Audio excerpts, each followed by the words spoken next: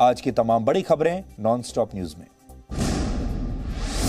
BJP अध्यक्ष JP Nadda 2 दिनों के दौरे पर आज पश्चिम बंगाल पहुंचे और कोलकाता में बंगाल हिंसा में पीड़ित बीजेपी कार्यकर्ताओं के परिवार से मिले। बीजेपी का दावा है कि नतीजों के बाद की हिंसा में उसके 11 कार्यकर्ताओं की जान गई है। साथ ही पार्टी ये आरोप भी लगा रही है कि टीएमसी के कार्यकर्ताओं ने बीजेपी महिला कार्यकर्ताओं से गैंग रेप की कोशिश की और तेजाब से हमला किया। ममता जी के राज में सबसे ज्यादा रेप केसेस हुए।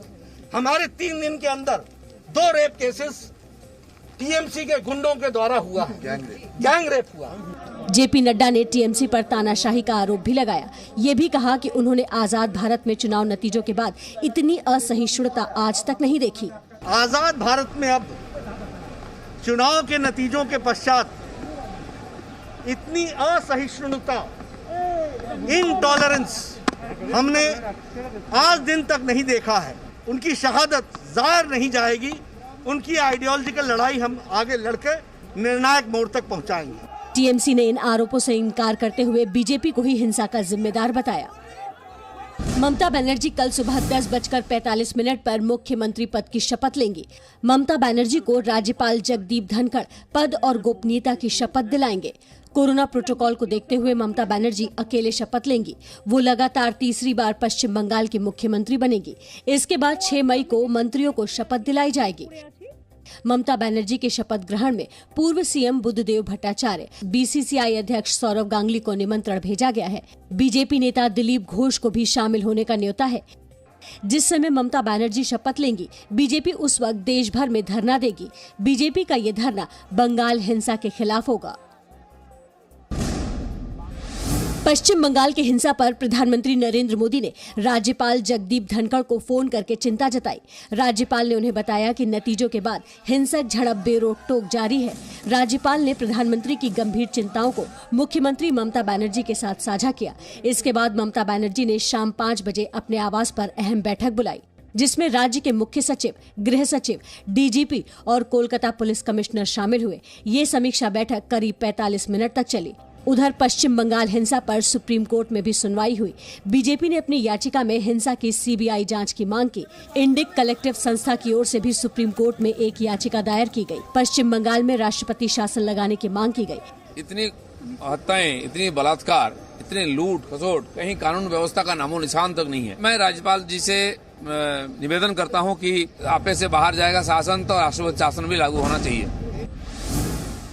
दिल्ली हाईकोर्ट ने आज केंद्र सरकार को कारण बताओ नोटिस जारी करके पूछा है कि क्यों न उसके खिलाफ अवमानना की कार्रवाई शुरू की जाए। सुप्रीम कोर्ट और दिल्ली हाईकोर्ट ने दिल्ली को 700 मीट्रिक टन ऑक्सीजन उपलब्ध कराने का आदेश दिया था, लेकिन केंद्र सरकार ने इस आदेश का पालन नहीं किया। हाईकोर्ट ने केंद्र सरकार की इस दलील को मानने से इनकार कर दिया कि मौजूदा हालात में दिल्ली को 700 मीट्रिक टन ऑक्सीजन उपलब्ध नहीं कराया जा सकता। हाईकोर्ट ने केंद्र सरकार के वकील से कहा कि आप अंधे हो सकते हैं, हम नहीं। कोर्ट ने पूछा कि आप इतने असंवेदनशील कैसे हो सकते हैं। इस पर केंद्र सरकार के वकील ने कहा कि भावनात्मक होने की जरूरत नहीं है। जवाब में दिल्ली हाईकोर्ट ने केंद्र सरकार के वकील को फटकार लगाते हुए कहा कि ये भावनात्मक मामला ही है, क्योंकि इससे लोगों की जानें जा रही हैं। देश में कोरोना के नए मामले का ग्राफ गिरने का सिलसिला जारी है। पिछले 24 घंटे में देश में 3,57,229 नए मामले सामने आए और 3,449 लोगों की मौत हुई। इस दौरान 3,20,289 लोग ठीक भी हुए। अच्छी बात यह है कि टेस्टिंग भी 16,63,742 हुई, जो पिछले दिन से ज्यादा है। वहीं Indian council of medical research ने महामारी की दूसरी लहर के दौरान कोविड-19 टेस्टिंग को लेकर एडवाइजरी जारी की है। इसमें कहा गया है कि एंटीजन टेस्ट पॉजिटिव हो तो आरटीपीसीआर न कराएं। एक बार नेगेटिव आ गए हैं तो आरटीपीसीआर रिपीट न करें। एंटीजन टेस्ट सभी सरकारी और प्राइवेट अस्पतालों में किए जाएं। बाजारों, आरडब्ल्यूए सब जगह रैपिड टेस्ट हो, इसकी सुविधा 24 घंटे रहे। इस बीच एम्स दिल्ली के डायरेक्टर डॉक्टर रणदीप गुलेरिया ने कहा है कि कोरोना पर काबू पाने के लिए उन इलाकों में संपूर्ण लॉकडाउन लगाया जाए जहां का पॉजिटिविटी रेट 10% से ज्यादा है।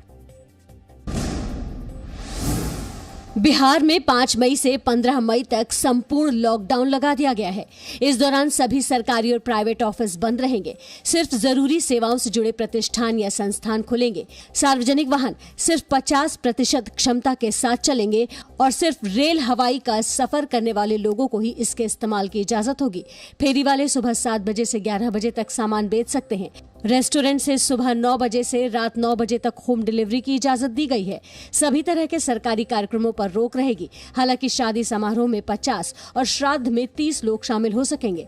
बिहार सरकार का ये फैसला पटना हाईकोर्ट की उस कड़ी टिप्पणी के बाद आया है जिसमें उसने सरकार से पूछा था कि आखिर बिहार में कब लॉकडाउन लगाया जाएगा। मैं आप सब लोगों से हाथ जोड़ के ये निवेदन करता हूं कि लॉकडाउन के लिए जो नियम बनाए गए हैं, जो व्यवस्थाएं बनाई गई हैं, उन सभी नियमों और व्यवस्थाओं का आप सब लोग पालन करेंगे। हरियाणा के अंबाला में लॉकडाउन तोड़ने वालों से उठक बैठक कराई जा रही है। यूपी सरकार ने शराब की बिक्री पर कोरोना सेस लगा दिया है। कोरोना की वजह से यूपी में शराब की बिक्री में कमी आई है, जिससे सरकार को राजस्व का नुकसान हो रहा था। वहीं सुप्रीम कोर्ट ने राजस्थान के 36,000 प्राइवेट स्कूल से कहा है कि वो छात्रों से 15% कम फीस ले। महाराष्ट्र सरकार ने दावा किया है कि राज्य में कोरोना के नए मामलों के साथ मौत भी कम हो रही है। राज्यामध्ये पॉझिटिव्हिटी रेट ही 27% आता 22% आलेली आहे आणि त्यामुळं टेस्टिंग केल्यानंतर जे काही पॉझिटिव्हिटी रेट आहे त्याच्यामध्ये सुद्धा 5% घट त्या ठिकाणी निर्माण झालेली आहे। महाराष्ट्र के स्वास्थ्य मंत्री ने यह भी कहा है कि अगर कोरोना की तीसरी लहर भी आती है तो उसके लिए ऑक्सीजन का इंतजाम सरकार पहले से रखेगी। सरकार के दावों की माने तो जल्द ही महाराष्ट्र में एक दिन में 8 लाख लोगों को वैक्सीन देने की तैयारी हो रही है। हालांकि फिलहाल महाराष्ट्र के पास अभी 9 लाख वैक्सीन डोज है, जो 45 साल से ऊपर के लोगों के लिए है। महाराष्ट्र में अब तक 1 करोड़ 65 लाख वैक्सीन डोज 45